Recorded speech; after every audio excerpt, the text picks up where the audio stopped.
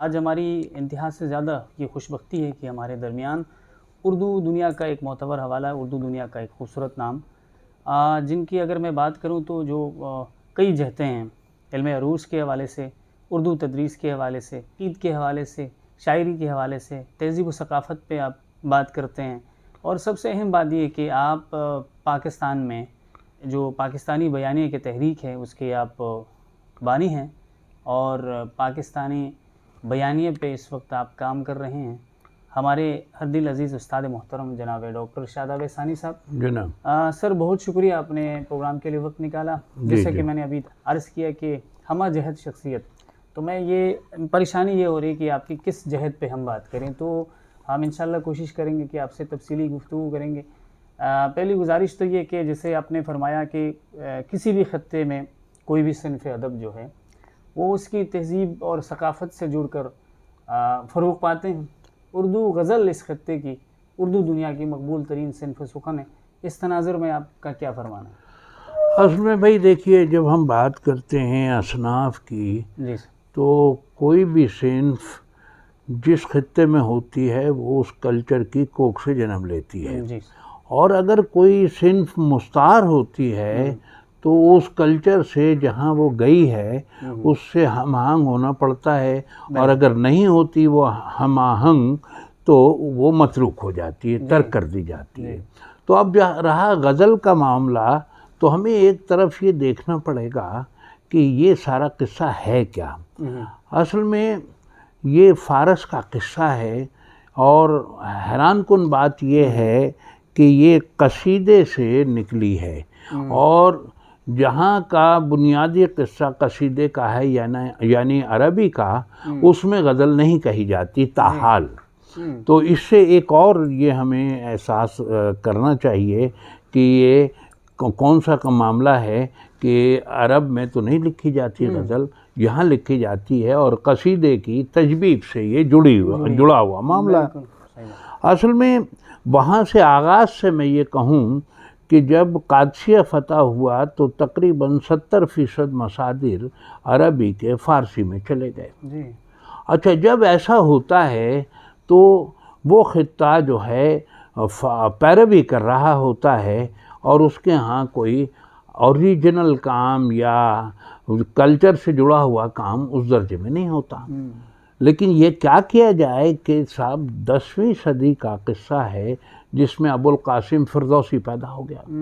उसने कसीदा लिखा और उसमें 60,000 अशार थे उस कसीदे के। तो उसने ये बावर कराया कि भाई कोई होगा इमराउल कैस, फ़ारस का इमराउल कैस तो मैं हूँ।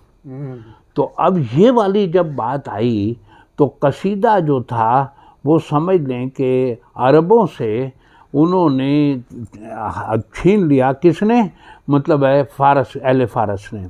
बाद अज़ां हम देखते हैं कि उसी ख़ित्ते के अंदर ये सादी, हाफिज़, अपना जलालुद्दीन रूमी, और फिर सबसे बड़ी बात यह है कि निज़ामी अरूज़ी समरकंदी पैदा हुआ जिसने 4 मकाला लिख कर और ये इस तरफ तवज्जो कराई कि फ़ारसी जो ज़बान, कदीम फ़ारसी जो है, उसके अंदर ऐसा क्या किया जाए कि उसमें सारे मामलात जो हैं उस ख़ित्ते से जुड़कर हो जाएं।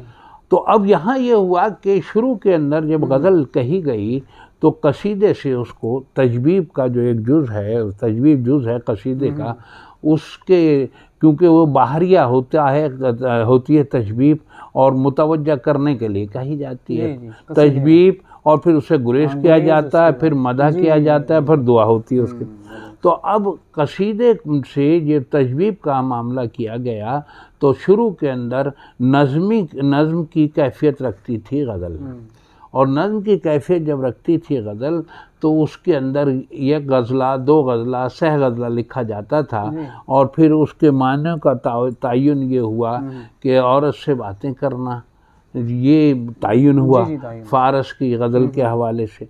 लेकिन जब ये गज़ल ने हिजरत की यहाँ पर तो अब ये ख़ित्ता जो था दोहे, सरसी, सरिया मतपत का ख़ित्ता था इस ख़ित्ते में। इस ख़ित्ते में तो अब ये जब ख़ित्ते में आई तो ये गज़ल जो तजवीब से बरामद हुई थी उसको हम आहंग होना पड़ा इस खित्ते से। तो अब यहाँ की गज़ल जो है वो उसका हर गज़ल का हर शेर 2 मिसरे का दोहा या 2 मिसरों की नज़्म होकर रह गया।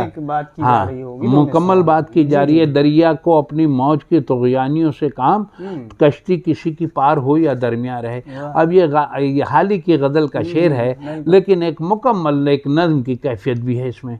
तो अब यानी इस खित्ते में आकर चूँकि यहाँ दोहा लिखा जा रहा था तो 2 मिसरों की नज़्म जो थी वो मुकम्मल हो गई। और अब तरक्की पसंद तहरीक ने नज़्म की जो एक तहरीक थी उसने पूरा ज़ोर लगा लिया कि हम गज़ल का ख़ात्मा कर दें।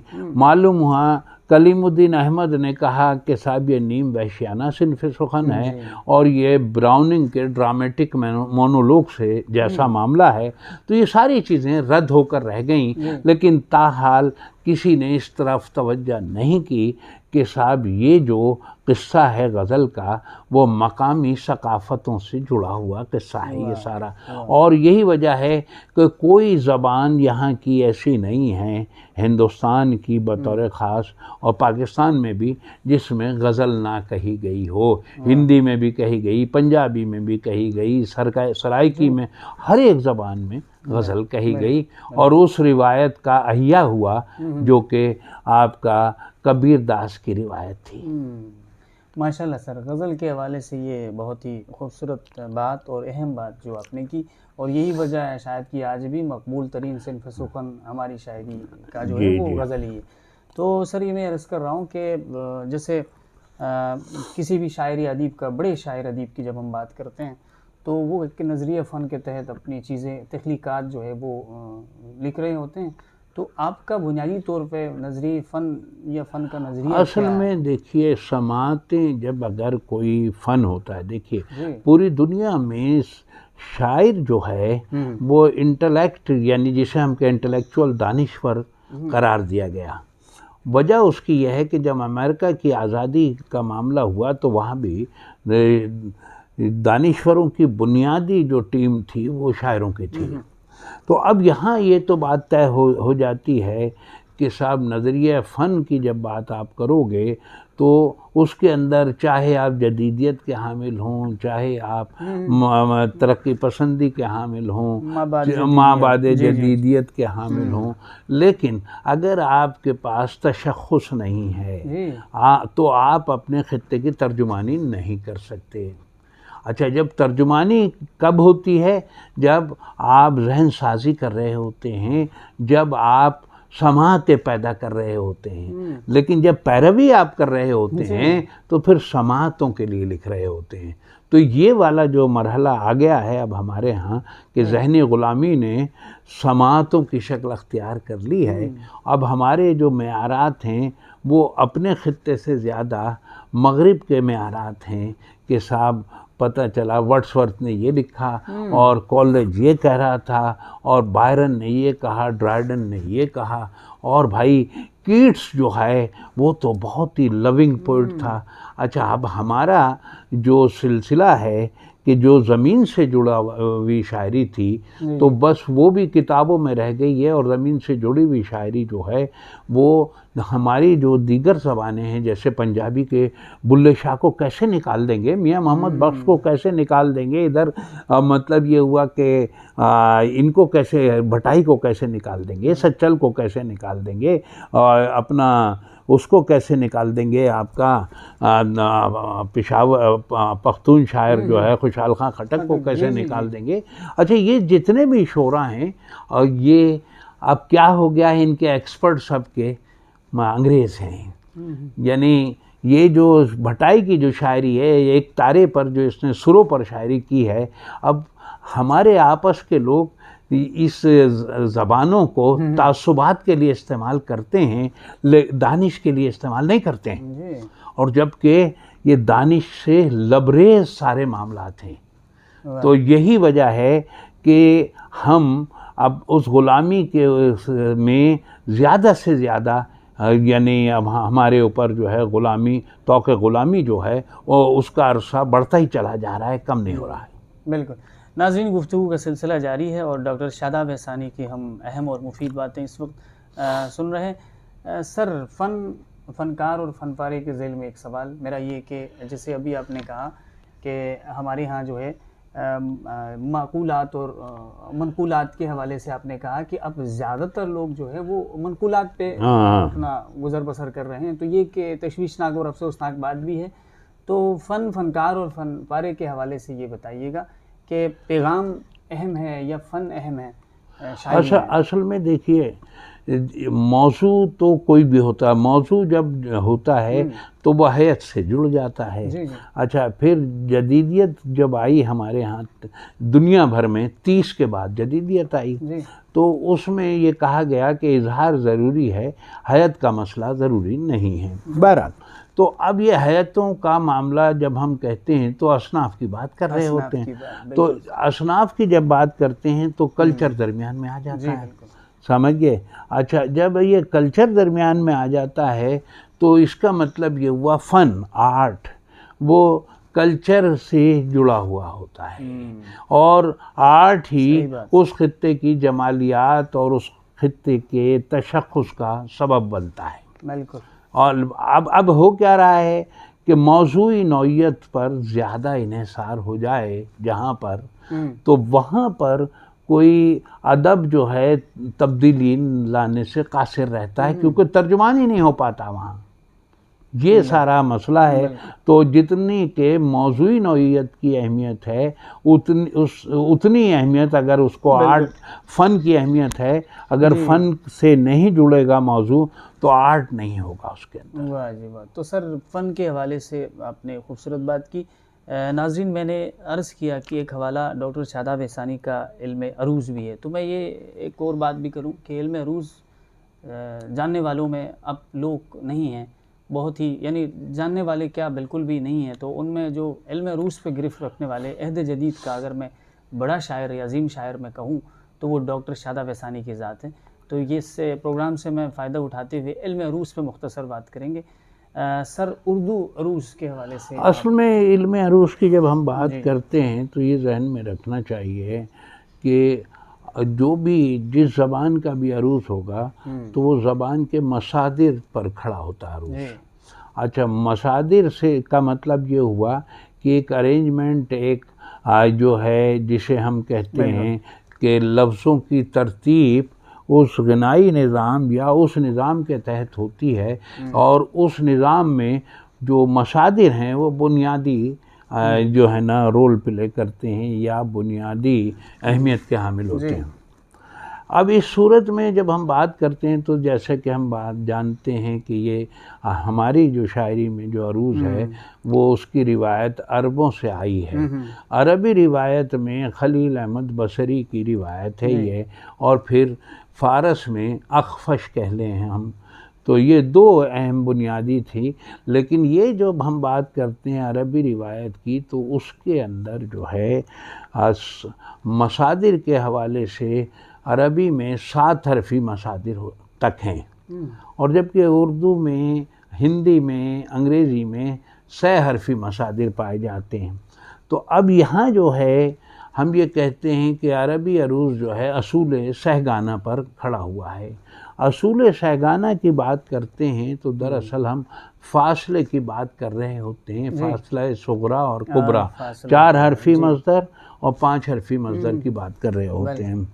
तो इस एतबार से जब मैंने ये जाना कि ये सारी सूरत हाल है तो मैंने आफ्ताब मुस्तर को जो मकाला करवाया कि उर्दू का अरूज़ी निज़ाम और असली तकाज़े, तो उसमें असूल 2 गाना को अपनाया गया उस मकाले में। 2 गाने से मुराद क्या है, मतलब ये वह सबब और वतन, उर्दू में इसके अलावा कुछ नहीं होता। तो अब ये वाला जो एक नया मामला था उसको कर दिया। लेकिन ये क्या किया जाए कि हमारे उस शागिर्द रशीद ने सीखने से ज़्यादा शोहरत पर तवज्जो की, और वो जो है जो असूले 2 गाना के मनाफी उसने एक बहर भी ईजाद कर डाली जो कि फासले से जुड़ी हुई है, वो उसको ये भी समझ में नहीं आया। बहरहाल, तो अब हम ये इसको मुख्तसर फिर ये एक और मकाला जो मैंने कराया वो मीर के बहुर औज़ान पे कराया, वो बिल्किस उमरानी ने किया और वो बहुत ही कमाल का मकाला है। मीर साहब के जुमला जो भी अशार हैं और उनके मामलात किए गए हैं, सिर्फ गिरदाने नहीं हैं उसके अंदर, मैकेनिज़्म जो है मीर साहब के यहाँ उस पर जो है बात की गई है। बहरहाल तो हमारे यहाँ जो अरूज की रिवायत आई शुरू के अंदर, वो इमाम बख्श सहबाई ने जब शमसुद्दीन फ़कीर का तर्जुमा किया हदायकुल बलागा का, वहाँ से उर्दू को एक नई जहत से आशना किया। कवायदुल अरूज जो है बिलगिरामी वाला, समझ गया, वो है। फिर हमारे यहाँ नज़्म तबाई ने जो शारे है गालिब का, उसने भी एक अरूज़ी रिसाला लिखा। और फिर उसके बाद बहरुल फसाहत और ये सारी चीज़ें आती हैं। तो ये जो चीज़ें हैं, और फिर उसके बाद यानी हिंदुस्तान के अभी जिनका इंतकाल ज़्यादा अरसा नहीं हुआ, उन्वान चिश्ती वग़ैरह, ज्ञानचंद जैन ने उर्दू का अपना अरूज लिखने का मामला किया और उन्होंने हिंदी रिवायत को अपनाया। अच्छा, अगर हम ज्ञानचंद जैन को अपना लेते हैं तो अब हमारे पास जो ज़ख़ीरा लफ्ज़ी आ रहा है वो अरबी से भी आ रहा है, फ़ारसी से भी आ रहा है, सब तरफ से आ रहा है। अगर हमने उसको ज्ञानचंद जैन के उर्दू के अपने अरूज को अपना लिया तो यकीनन हम जो है हमारा कुछ ज़ख़ीरा लफ्ज़ी जो है वो मसाइल का शिकार हो जाएगा। इसलिए ये जो सूरत हाल है, हमें ज्ञानचंद जैन का अरूज भी यानी अज़ीज़ है और खलील अहमद बसरी भी अज़ीज़ हैं हमें, और हमारे जो ये हैं नज़्म तबाई बिलगिरामी क्या है कवायदुल अरूज वाले भी हैं, तो ये भी हमें अज़ीज़ हैं। और ये सारे लोग, इनका एक कंट्रीब्यूशन है, लेकिन सूझबूझ और समझने के हवाले से चीज़ें की जानी चाहिए। अच्छा, ये बात मैं इसलिए भी कह रहा हूँ कि उर्दू की बात जब हम करते हैं तो ये जान लेना चाहिए कि किसी भी ख़ित्ते में या किसी भी मुल्क में मुख्तलिफ़ सकाफ़तें होती हैं। हर सकाफ़त बोली या ज़बान रखती है। जब ये सकाफ़तें आपस में करीब आना चाहती हैं तो यहाँ मरकज़ी ज़बान का जन्म हो जाता है, और जब मरकज़ी ज़बान जिस ख़ित्ते में पैदा हो जाए तो समझ लीजिए उस ख़ित्ते के कौम बनने के इम्कानात पैदा हो जाते हैं। और वो कल्चर जो कि मरकज़ी ज़बान से जुड़े हुए होते हैं, उन कल्चर जैसे पंजाबी, सिंधी, सब, अच्छा, तो ये मरकज़ी धारे में शरीक होते हैं किसके ज़रिए? मरकज़ी ज़बान के ज़रिए उनकी शमूलियत होती है। अच्छा, अब ऐसी सूरत में जब हम ये कहते हैं मुख्तलिफ़ कल्चर और ये सारी चीज़ें, तो अब उर्दू का जो अरूज है जो कहें हम, तो उसको सारी चीज़ों को वो लेकर और मरकज़ी धारे में शमूलियत होती है उसकी, तो इस लिहाज से हम ज्ञानचंद जैन को भी अपनाना चाहिए और छंदों को भी देखना चाहिए हमें। यानी अज़मतुल्लाह ने जो तजर्बे किए हैं हमें, अज़मतुल्लाह खान ने, है ना, वो भी देखना चाहिए। तो इसको, इस अरूज को, उर्दू के अरूज को बड़े कैनवस पे देखना चाहिए। जो जितने भी जुमला कल्चर हैं, उर्दू ने ये साबित कर दिया इस अरसे में कि उर्दू तमाम सकाफ़तों को साथ लेके चल सकती है और तमाम सकाफ़तें इसके साथ चल सकती हैं। वाह वाह, बहुत ही खूबसूरत तज्ज़िया आपने पेश किया। और नाज़रीन, एक हवाला वसीतर तदरीसी तजर्बे का भी है डॉक्टर साहब के पास। तो सर ये फरमाइएगा कि आप उस्ताद बाद में हुए, शायर आप पहले से थे।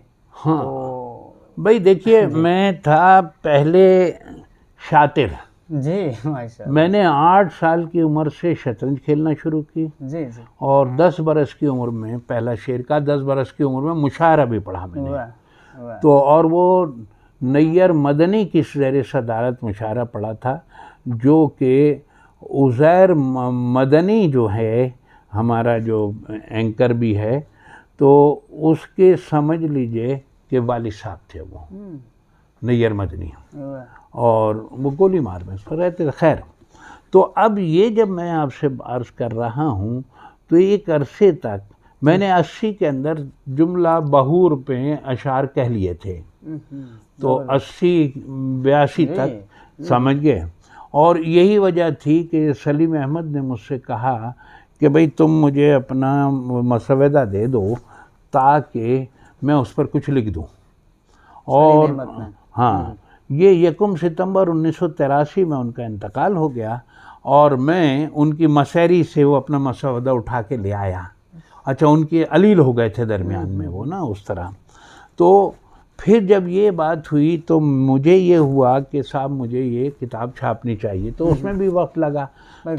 तो फिर मैंने वो अपनी जो शायरी थी उसके एक इंतखाब करके यानी मुख्तलिफ़ लोगों को भेजा, जिसमें नुमाया लोगों में वज़ीर आगा थे और कासमी साहब भी थे, और उनसे ये कहा कि भाई शायरी तकाज़ा करे तो लिख दें और ना करे तो बिल्कुल ना लिखें। पसे गिरदाब। हाँ, पसे गिरदाब। तो उन्होंने ही नाम रखा, इस किताब के 2 नाम रखे थे, पसे गिरदाब और गुब्बारे गिरिए। ये अच्छा दूसरा मजमुआ है ना। हाँ, तो मैंने कहा उनसे भाई एक नाम रख दें, 2 की क्या, आपसे जब एडवाइस ली है। तो उन्होंने दिबाचा लिखा, उन्होंने पसे गिरदाब कर लिया। मौजों का तलातुम था कि दुनियाए अबद के नक्शे पसे गिरदाब ज़्यादा नज़र आए। अच्छा, ये जो शेर है इसमें पसे गिरदाब एक लफ्ज़ नज़र आता है, एक तरकीब नज़र आती है और प्रूफ हो रही है, लेकिन अमूमन पसे गिरदाब नहीं समझा जाता, तहे गिरदाब समझा जाता है। लेकिन शायर ने इसमें पसे गिरदाब की वजाहत कर दी है और इसी बात को उन्होंने अपनाते हुए यानी सराहते हुए उसका नाम रखा आगा साहब ने। तो बहरहाल, तो ये वाला जो सिलसिला था, फिर 33 बरस बाद दूसरा मजमुआ छपा, तो मैंने फिर जो है नाम वही इस्तेमाल किया जो आगा जी ने रखा था।